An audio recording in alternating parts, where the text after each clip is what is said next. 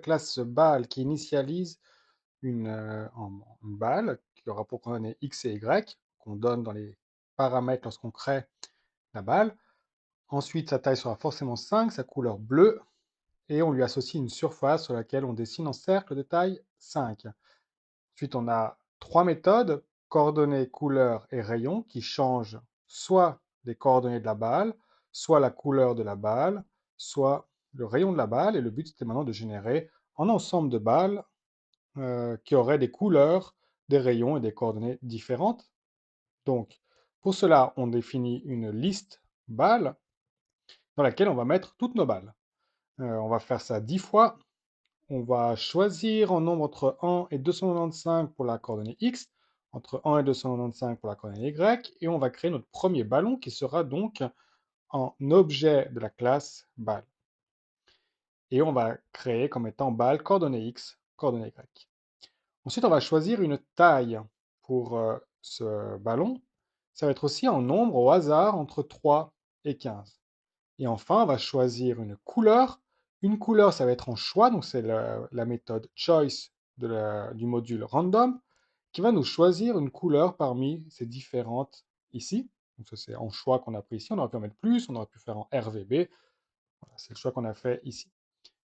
Maintenant, en faisant ballon.couleur, on fait référence à la méthode couleur de la classe balle. Ballon étant en objet de la classe balle, je peux lui appliquer l'instance, je peux appliquer la méthode couleur, qui consiste donc à lui changer sa couleur, qui sera color, qui est la couleur qu'on aura choisie ici. Je vais changer aussi le rayon, en faisant appel à la méthode rayon, donc ballon.rayon, qui va changer le rayon du ballon. Donc ici, on voit que la taille, la nouvelle taille de ballon sera la valeur que j'ai mise ici, donc qui est ici en nombre entre 3 et 15. Et enfin, je rajoute maintenant cette balle dans ma liste de balles. Donc en faisant ça 10 fois, j'obtiens 10 ballons avec des couleurs, des tailles et des positions différentes. Ensuite, j'applique ce qu'on avait déjà vu la dernière fois. Je prends chaque balle dans ma liste de balles, je la blit sur l'écran, aux positions balle X, balle Y. J'attends une seconde et je mets à jour l'écran. Okay. Et donc si je fais ça, on va voir un certain nombre de balles apparaître qui vont avoir des couleurs différentes et des tailles différentes et des positions différentes.